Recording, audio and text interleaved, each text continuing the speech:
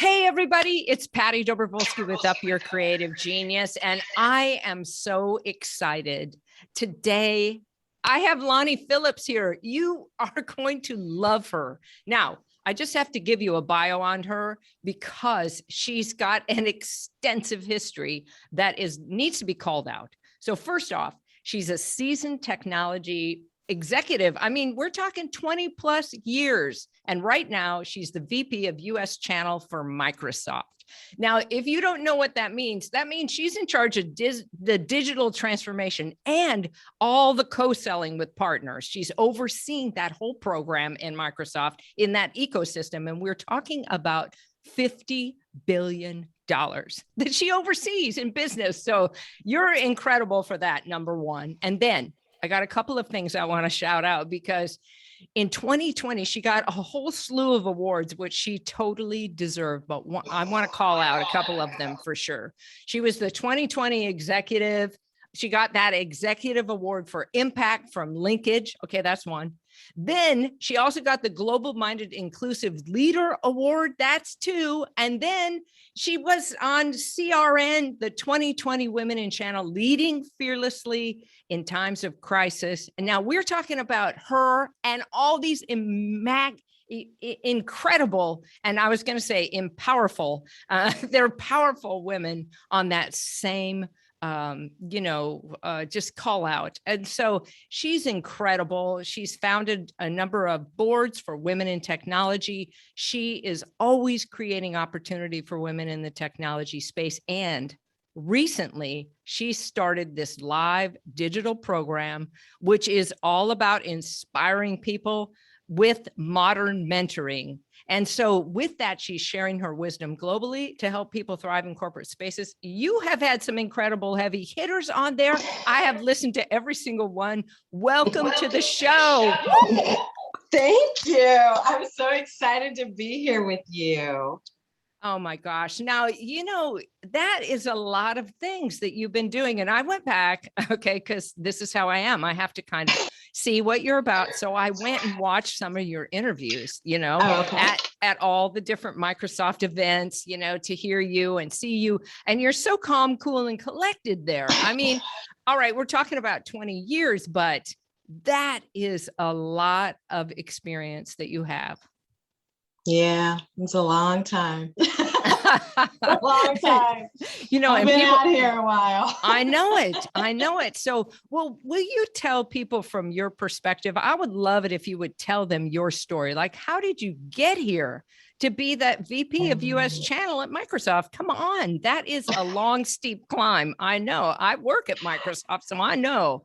So tell me, where'd you start and how'd you get going in this direction in tech? Well, where I actually started was I actually decided that I really enjoyed technology. So all through school, I just thought, you know what, I really had a knack for math, science, and technology. Oh, wow. And so I just decided that I wanted to be a part of helping to design the future. And so I actually started off as a systems engineer. Actually, when I joined Microsoft, that was my title. And when I joined, I felt like, talk about imposter syndrome and all that, coming to work for a big technology company like Microsoft. I just felt like, oh my goodness, I'll never be able to keep up the way they were innovating technology back then. So I actually did it for about 3 years at Microsoft and decided they were having more fun in sales. But I also recognized that it was tapping more into my strengths. And for me, I could really do some of the hard sciences and I knew the technical stuff, but I really loved the connection with people and to solve business problems. So I brought those two together and the rest is history. I just kind of started going into sales. I had a lot of success there and then it kept going from there. I had a lot of great mentors and sponsors along the way. Oh, yeah. Well, I think you have to in that space. In corporate America, it's all about the networking. It's all about the people and the relationships. So say something about that. So you went to school here in Dallas, didn't you?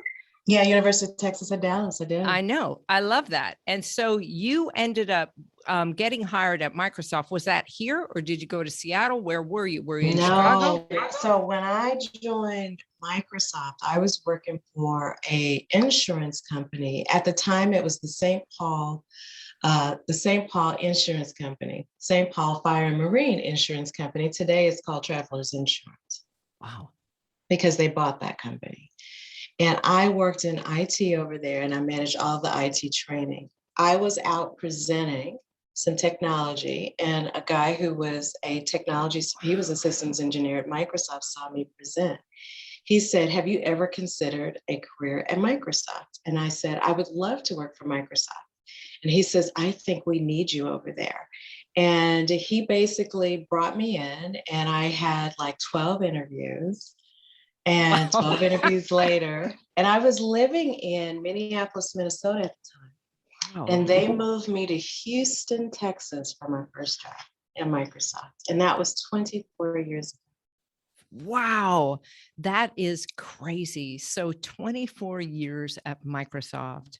Yeah. So, wow. So you moved around. I know how Microsoft works, right? They just move you around within the organization. And then Mhm. how did you end up in the partner program? Well, the good news is we've always been a company that's been friendly with partners. We need them. Our bread and butter is our partners. Yeah. So I've always had jobs where there was no way we could be successful without partners. So I've always worked alongside our partners for many, many years. But what happened was I actually took a job where I was the chief transformation officer for our enterprise business. And Wow. while in Okay. that job, I was really overseeing a huge shift we were making. We were driving a real cultural transformation around how we go to market as a sales organization.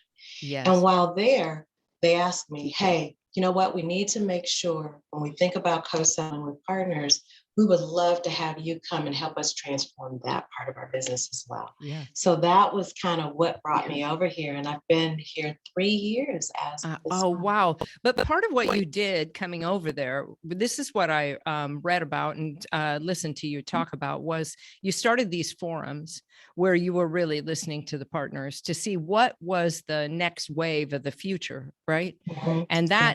that, so this to me, this just matches exactly what you're doing now with your Mhm. modern mentoring. This Mhm. is really where you're trying to take people, is into this new mindset where Mhm. we're looking at how can we include everybody in what it is Mhm. that we're doing, and how can you make sure that your voice is heard, because a Yes. lot of the people that you have there, they're leaders in their space. They've been doing amazing things in their Mhm. communities, in companies, and you're grabbing and gleaning from them all this fantastic information about Mhm. how you survive in corporate America, because you really do. At first you survive and then you thrive when you figure out that the thriving has everything to do with what would you say, what is the thriving part of corporate America do? How do you make that happen? Well, I would say thriving in corporate America, it would be reliant on first and foremost freeing yourself to show up as your authentic self and bringing your gifts to work every single day. Yeah. I think two, really kind of understand the winning formula to help you be successful, What's right? the winning formula? I think it depends on the company and it depends on the role that you have. But I think that is the quest we're all after. Whenever you Yeah. take a role inside the company, what does success look like? And has anyone actually Yeah. achieved that success? And what was the formula they used to get there? Now, to the earlier point you're making, I'm a big fan of making sure that we all maintain a growth mindset and always think about how you can make something better. I definitely have that tendency to want to transform things for the better. I also believe in having listening mechanisms where you can provide a platform for people to have a voice Yeah. to help shape your thinking, because that will help you figure out where you have some common themes and problems you need to solve. And then you can pull together the right resources to help solve that problem. Yeah. But in the whole world of trying to thrive in corporate America, it really is around freeing yourself to bring the very best of yourself to work, because so many people still hold back. Yeah, it's really fear is a big thing. It's a big thing, you know. I think that part of what we always have to remind ourselves is that we're here to bring our best selves always. Right. And that if we're holding back in that environment, that's not our best selves. That's our fearful self, right? You know, fear on one side, love on the other. And so if you can step into the place of love yourself enough that you can show up as you and know that whatever happens is going to happen, right? Now, when you talk about this, I know that you had some really great mentors. You had to have. So tell me a little bit about, you know, who inspired you to be able to go into that environment and be successful, and then who do you know count on now? So tell me a little bit about your history of mentorship, and then who do you aspire to be now and have relationships with now? Sure. So would you allow me, Patty, to allow me to take a trip down memory lane, Definitely. talk about a moment where it was probably the most pivotal moment in my life that shaped who I am today. Definitely. And I'm sharing it with you because the more that I share my story, I can't ignore that because it did shape me. And it'll start off a little sad, but it'll pick up. So I want you to don't pull out the tissue. So I actually lost my mother at 12 years old. My mother was a school teacher. She was beloved. And when I say beloved, she was beloved. And cancer took her life early. And she was so beloved, we had 2 funerals in 2 different states. So we actually, at the first funeral, I have one younger sister. My 12-year-old mind was just grief-stricken because that's my mother there. But when they give you time to talk about the deceased, a whole bunch of people stood up and lined up around the church because they wanted a moment to get on the microphone. My 12-year-old mind was like, I don't want to have to go through this. I want to go home and grieve the loss of my mother. I don't want to be at a funeral and allow people to talk about her. But each one of those individuals got up and talked about the impact she made on their life. I mean, it was one story after the next about how she challenged them, loved them, supported them. But at 12 years old, I heard it, but I didn't hear it. You know what I mean? Yeah. Because I was sad. And I put a block on it.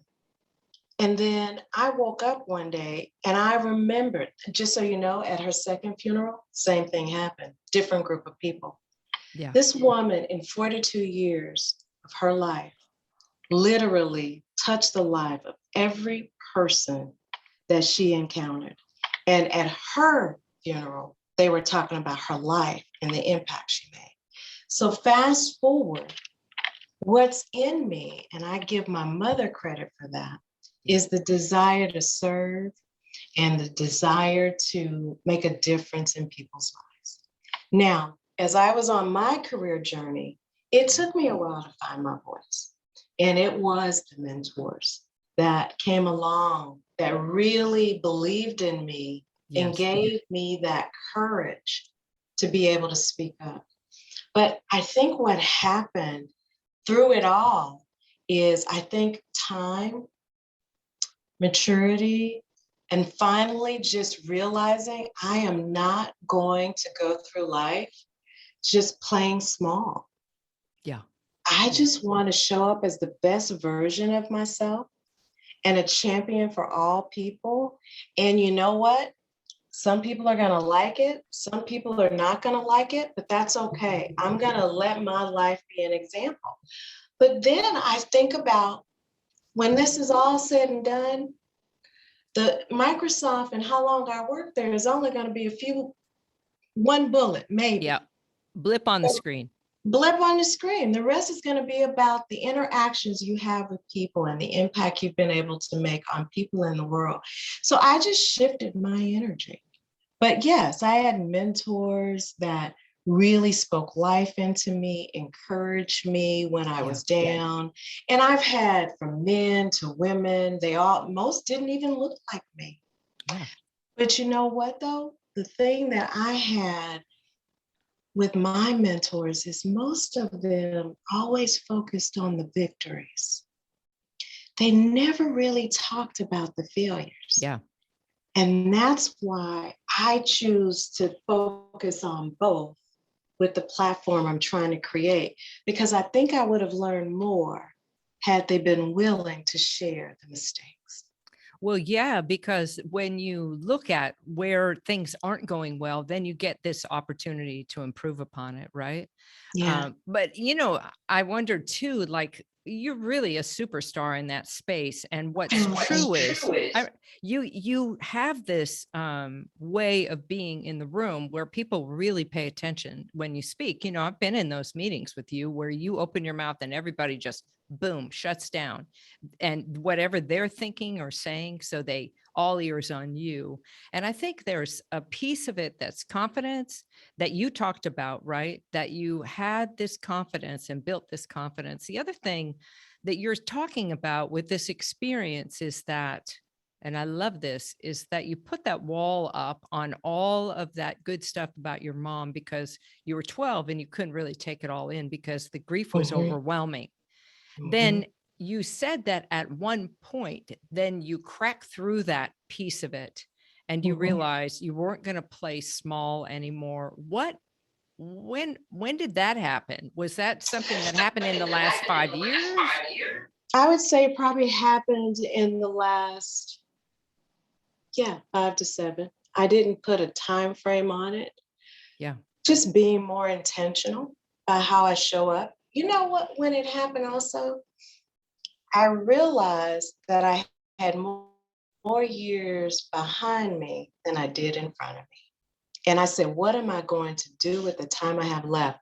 And I also said, I've been heads down, working hard, chasing excellence, chasing the next big thing. Yeah. And I still am driven by that. But why? Yeah. Who have I helped? What am I doing to help others? I just kind of woke up and said, you know what? I need to quit playing small and share more of my experiences. And I became an enormous champion for women. Oh, I was just talking to my new EA about this. I do not like to see any woman disrespected. Right. And I will immediately challenge that. I will immediately challenge it. Me too. I was in the airport. The guy in front of me was giving the woman behind the counter, she was taking too long to make us latte. And I said to him, hey, wait a minute. You cannot treat her that way. And he said, I can do whatever I want. And then he stormed off and I thought, okay. And then I just turned to her and said, you don't ever need to take that from anybody. And just know that women, we got your back. And so, and that's what's true. We have to have each other's back now, and especially you're in tech, and there are so few women in tech. There just are, because it's taken over by this huge space. And we have to claim our place there, because as we go into augmented reality, and AI, we have to make sure our voices are represented, or everything that we see and experience in the world is going to be from the male perspective, which is not going to be a good thing. That's not going to be a good thing. And I think the other thing that helps shift me is there's all of these microaggressions and things you've experienced over the years that you've just grown accustomed to ignoring. And I think I also got to the point where I was just tired of being sick and tired. Yeah. And said, the only way this is going to change is if I insist that it change. So that means I've got to show up. That means I've got to use my voice for good. That means I need to be willing to call things out in a respectful way. But yes, I've had to have those conversations around intent versus impact. Yes. Your intent may have been good, but let's talk about the impact that it had on me and others. Yes. You've got to be willing to have those conversations in a way in which people can hear you. But I've just decided that with the time I have left, I'm going to make a difference with this platform that I've been given, and hopefully open the door, extend a hand, do whatever I can to help as many people as possible. Well, and I would say just with your modern mentoring, your live stream of that, it's so engaging. Like you had last week you had Tony Torres Whitley there, right? So incredible. She was so incredible. And she spoke to this microaggression and that she was sick of it, and that she'd had it.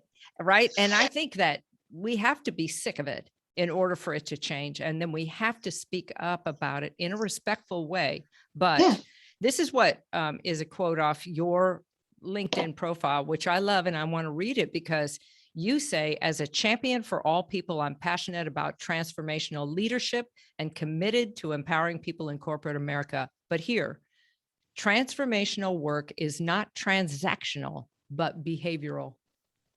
It is behavioral. And we, for so long, we've treated all the DE&I stuff like it's transaction, it's number of people, it's color of people, but it's not.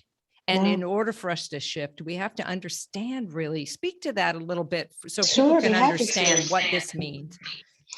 Well, I can give you some examples. I think you've seen companies all over who really hyper-focused on they say DE&I, but they really hyper-focus on the diversity piece. And so they actually get the numbers. So they bring in more women, they bring in more people of color, and they bring in people with many different backgrounds. And then they start counting. And then what happens is year over year, you start to see those numbers go up, but then they drop. They go up and they drop. And what I started observing and what I experienced personally is you're more concerned about getting me here and checking the box, but you really haven't invested the time in creating an environment where I feel like I'm seen, valued, and heard, and I have a sense of belonging, and where I feel like that I can really grow my career here. And that's inclusion. And that's the piece that I think a lot of people are missing. And when you think about the statement you made, no, diversity is not transactional, but it is relational. You've got to build a true connection and relationship with people to understand what's important to them. And it means you have to meet them where they are at. Yes. Understand what support looks like for them, and then demonstrate some compassion and move into action to connect them to resources and things that they need to help them be successful. That's really the point of view. I think that this piece about connecting them to the resources that they need, like, I think there are so many assumptions made out there from one perspective about what people need. So if we just get this person in place and they can support everyone that comes in, no, really what we need to do is to begin to open our ears and ask questions and be willing to fumble around in there. You got to get dirty in there and make mistakes in order for you to learn and grow. And I think now, the interesting thing about everything that's happened in the whole environment out there, I think that part of what we have to do is realize, and I think I've realized this as I get older, I know so much less than I think I know. Before I thought I knew so much, and now I've realized, no, I really do. What do I understand about love, and what do I understand about compassion, and what do I understand about listening and people from around the world? How can I really be in a listening space?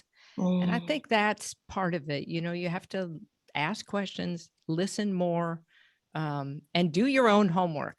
Like, don't expect people to do the homework for you, right? Come on. Powerful. That's powerful. That's powerful right there, because it's true. You've got to take responsibility for your own learning journey too. Yeah. And part of that learning journey is being vulnerable enough to admit you don't know, and to ask questions and to do your research and to learn. And I'm with you. I think Every day I'm given another day to live. I feel like it's another opportunity to learn something new. That's right. know, It's so I don't know true. anything. And it's changing so quickly too, right? Right, right. Every day is Yeah. around change. Well, tell me, what is a day in the life of Lani Phillips? What does your day look like? You know, before we got into the podcast, you asked me what my day looked like. I'm curious, what does your day look like? Are you just meeting to meeting to meeting? What do you do in terms of your own personal rituals, so that people can understand what it takes to be able to be responsive, to listen, to be able to pivot when you need to? What do you do in your day to keep yourself balanced? Well, I'll talk about the day because that's different every day. But I will tell you that my mornings were sacred. And the reason why I say my mornings are sacred is because it sets the tone for my day. And I've learned that I've got to build in the time to make sure that I honor that space with myself. And what do? Well, a lot of people chuckle, but there's a few things I do. The first thing I do is I usually have a spiritual practice that when I rise, I usually spend some time in a space of gratitude and just really thinking about the things that I'm grateful for. I do tend to get up every day and make sure that I do something that inspires me. So I listen to a podcast, I'll listen to music, whatever I'm in the mood for. I'll listen to an audible. I may read something that I enjoy, a book, but I always have to do something that lifts my spirits. It's just Excellent. something that I just look forward to, even when I'm traveling. And I've been on the road the last couple of weeks. I actually do it even when I'm on the road. I do believe in that mindfulness space where you do the deep breathing. I have found that I Yeah. have to find a way to quiet the noise in my head, Yeah. just quiet the noise of everything I have to do and just sit in Yes. that. And Yes. it's amazing how much clarity you get when you're done with. I also am a big planner for the day. What are the 3 to 5 things that I must get accomplished? Now, this might surprise you. There's one other thing I do that people are surprised by, but every day I say, what's going to be my intention for the day? And who's the one person that I want to touch to see if I can make a difference in their life? Every single day, I look for one Oh, person that wow. See how all you in make pull a that difference through. in their That's your life. genetic encoding from your mom. I always Wow. do That that. I is, love it too. And it always makes them smile. But yes, they don't know I get as much from it as they do. yes. But for me, it's just my way of, again, planting seeds of just goodness out there in hopes of it coming back my way. Now, once the day starts, girl, let me tell you, I go from meeting to meeting to meeting to meeting, and we're in this virtual world. Today, I actually had 3 presentations, and even the best laid plans, I even had one of them had a complete blackout right in the middle of the presentation. I'm like, Oh, I've so had that happen before. Like I've been the keynote speaker and then the dogs start barking like oh yeah, crazily for the Amazon truck that's pulled up, right? Yes. sure, So, sure. there's all that stuff. Wow. Okay. And then what do you do to decompress at the end of your day? How do you do that? So actually, believe it or not, I don't spend as much time catching all the programs. So I try to, first of all, I'm married and I have a son. And so my husband, James, and my son, Braden, I usually try to love on them for a few minutes, but we done been together so long through this pandemic, they might have about 15, 20 minutes for me. And then they've moved on to something else. So I just try to love on them. And then I just go back to my zone. My zone is follow up from the day. I look at my list, see have I accomplished the things I set out to accomplish. I start thinking about what is it I need to follow up on, and I try to get to it. Here lately, since we've all been in digital overload, though, I've really been struggling with the volume of email and what kind of new rhythms can I put in place to get to them all? Because I checked. I'm getting anywhere from 100 to 110 pieces of mail a day. That's a lot to That's manage. terrible. Yeah, that's terrible. And to have to respond to all that. Well, and I think too, in your role, there's some things that you really have to respond to. So you get red, yellow, green on that. You can color code them and tell people and all Color that code and stuff. put them in different folders. You try to, but I'm still, because the volume has grown because everybody's resorted to email for communication. But I do try to have that quiet time away from the technology too, because I do need to be able to decompress and get the required amount of rest. I am at that point now where I need anywhere to 7 to 8 hours. Wow. And are you getting that? I am so 8 happy hours when of I get seven, sleep. 7.5. I'm like, 7. Yeah, I can get 7 in. Would love to get 8. I don't need 10. That feels like it's a little too much, but I am grateful for my sleep. It does a world it makes a world of a difference for me. I've been using my sleep to solve problems. This is my new thing. I've done it for a long time, but I take that into my dream state so that I get an answer in the morning when I get up. So I'll write it on a 3x5 card. I'll put it under my pillow. And then when I get up first thing, whatever the dream is about, then I write that down so that I can see and unpack it, because your dream sensor will get in there and it scrambles everything because it doesn't want you to know truth. But that's what all that really quiet time in the morning, allows your creative genius to unravel and set the tone. So I love that. So you get up, you got your ritual of gratitude, and then you set your plan for what you're going to do. You do something that inspires you, then you get into the rhythm of the day, whatever that is. And I hope that in the middle of that, you're doing some jumping jacks and stuff like that. You know what that is? You need the exercise part. Let's just say, have the mirror, got the gym. I am not perfect. That is something I have not been as consistent with. And every day I'm trying to get what they say, 1% better. That's right. It's 1%. It is. Well, and then I got hired by Zwift to do some work with them, and they're an indoor cycling thing. So I had to ride to take pictures of the landscape in the digital space. So I knew what it looked like, so I could draw it. So I was like, okay, well, now I got to ride up Mountain Bond 2. And then I made it halfway up. I'm like, forget it. I'm going back down now. I love it. So, you got to marry business with pleasure and with workout, make your meetings a walking meeting, get on your phone. We and do ask active everybody. meetings. Yeah. We do active meetings. I don't know if you've ever heard of that, but Yes. It's no PowerPoints and you just do something physically, to get your heart rate going. We've done that as a team and that's been fun. Of course, now the weather's starting to change, so we're going to have to do it indoors, but that's because you're in Chicago, so that's going to be chilly there. Now, tell me, so when you tell me a little more about your goal for modern mentoring, what is it, the vision that you have for that? What do you see and what's the impact that that's having that you're experiencing?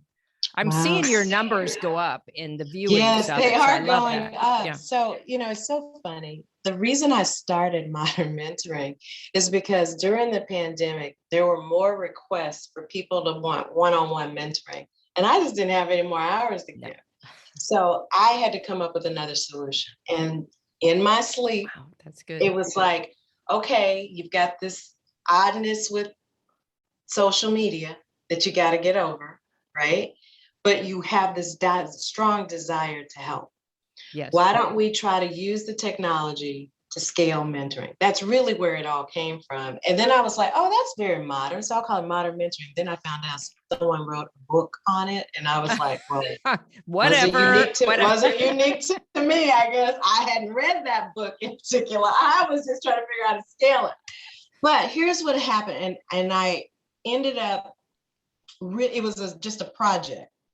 And then I was seeing that I was really helping people and they were getting so much from it. And I was getting these emails and voicemails trying to encourage me to keep going. And now I feel like I'm really doing something that may turn into a movement. And I hope more people start to do it. So my vision now is one, to just continue to bring the collective wisdom of people. This is not about Lani. This is about, we can learn something from each other.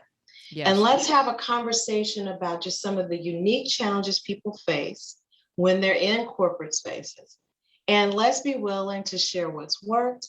Let's also share what didn't work. And let's do it in a format that's just a few tips that you can go in and take what applies to you.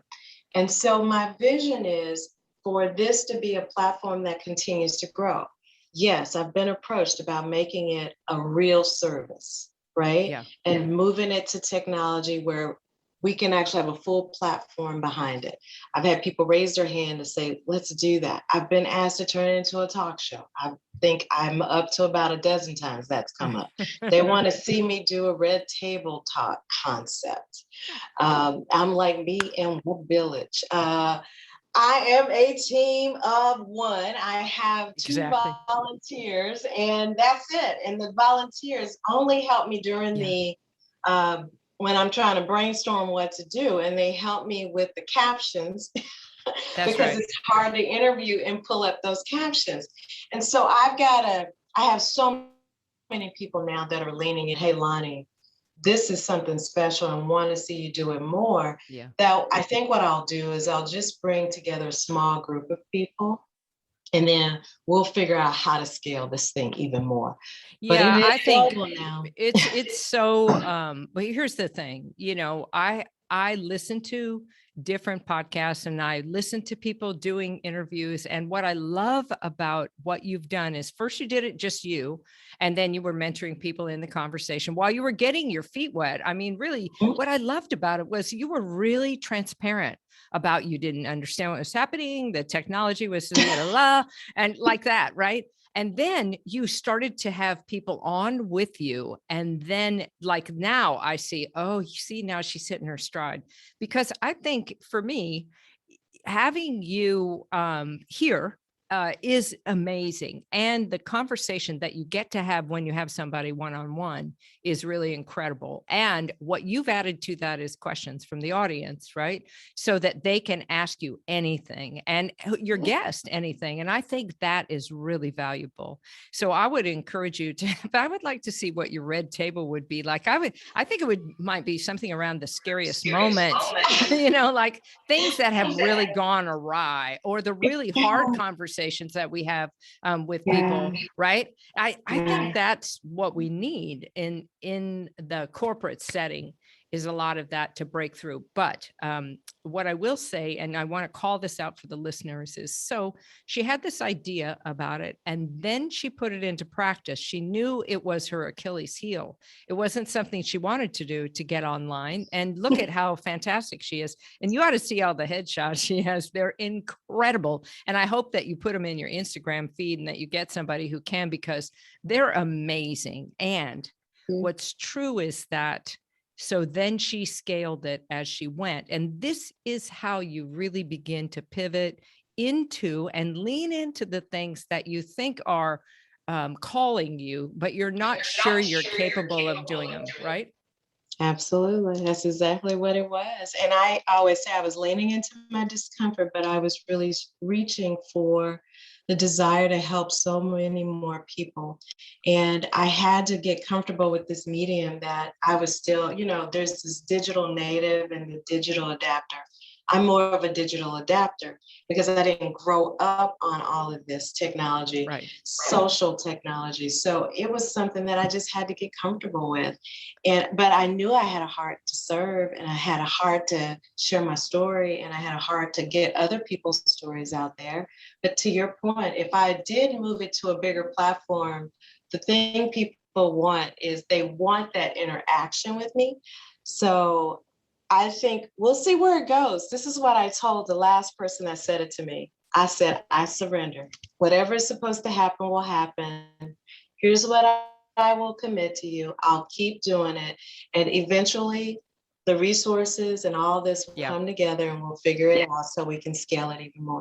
Well, and even listen to that. So this is a tip too for all of you that are listening, you can make the greatest plans in the world, and you can also learn to surrender to what is and what will happen. It doesn't mean that you're not going to do the work to figure out the technology. It doesn't mean that you aren't going to pull together the team to give you the ideas, or that you're going to have to stay up late and figure out what you need to know, or get someone to teach you what you need to know in order to move forward. But the truth is that in the end, you have to surrender it up and let the universe open the door for you, because you can't see what's out there. You might have painted and I'm big on painting a picture of the future, but you don't know everything that's going to happen in the future. Right. So that's why I say start with how you will feel at the end of the change that you're in, or how you'll feel when you are reaching, so many people through this, whether it's a bunch of teams out there doing it and you're helping them and giving some tips on how to do it, or whatever it is, right? So, but that you surrender it up. I love that. Well, tell me, just tell me just a few tips for people that are listening in about how they can pivot and grow themselves in the modern world. Anything that you would just share, any additional points, because you've shared so much already. Oh, to pivot in this more digital world, I would tell you, first and foremost, is you've got to pay attention to the changes that are happening in front of us. Let me give you an example. Right now, when you think about how do I stay up on things, one of the areas that I recognize that is not going away anytime soon is being able to work in this hybrid environment. Yeah. And we all know this pandemic has gone on longer. It's at different stages, no matter where you live in the world. And I got to figure out, how do I drive engagement within my organization? And how do I have deeper connection? I came across a lady by the name of Erica Dewan, who actually wrote a book on digital body language. Yeah. And I had an opportunity to hear her speak. And the thing that opened me up was the fact that we all have technology, this digital world, but how do we create trust and connection? And how far reaching it is? Because we all think it's through email, or we think it's through video, but it's all in how you send an email, the greeting, how you connect, how are you demonstrating empathy. So it's forcing me to have to really sit back and really reevaluate, what does it mean to connect?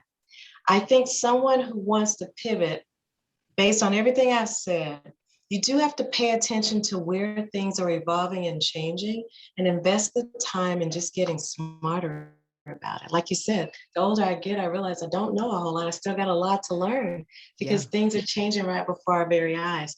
So I would encourage you to pay attention, look where you see trends going, and then figure out what you need to go learn.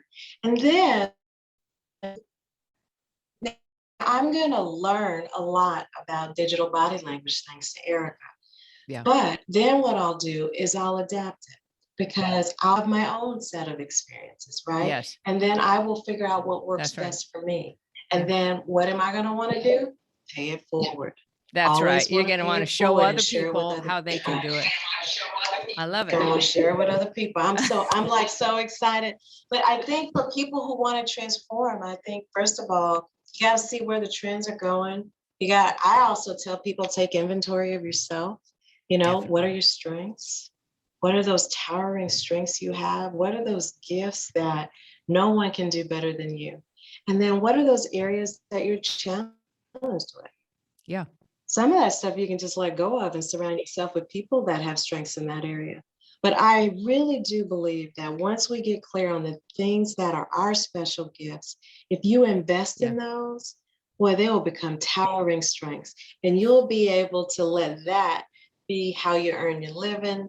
That'll be how you live your life and share with others. And you'll be then just you become much more your legend. happier and joyful. Then you become the legend. Which is really, that's it. That's it in a nutshell. Really, you got to pay attention to the trends. You got to really put your attention on your strengths and know that the thing about the world is there's only one you. Bring that you, bring what you have, and then do this thing that Lani's talking about, which is be in service to all of life in that space. Help and impact people day by day. Small things add up to big change in the world. So you got to be the change. You really do. And I love you so much. I just think you're incredible. And I think that people are going to go crazy over this podcast and all of the tips that you dropped. And your stories are so moving. Thank you so much for spending time with us.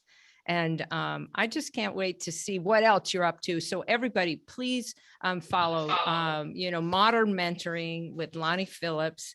You can find that on LinkedIn, but she's on YouTube with it, and she does a live broadcast every week. You are incredible. Thank you so much for being here. Thank you so much for having me. I love you, and I appreciate you for having me on. Yeah, it was fantastic. Okay, everybody, you know what we say, go out and make it a great day for other people and know that you're loved in the universe. There's only one you. Let's do this. Until next time, up your creative genius. And that's a wrap.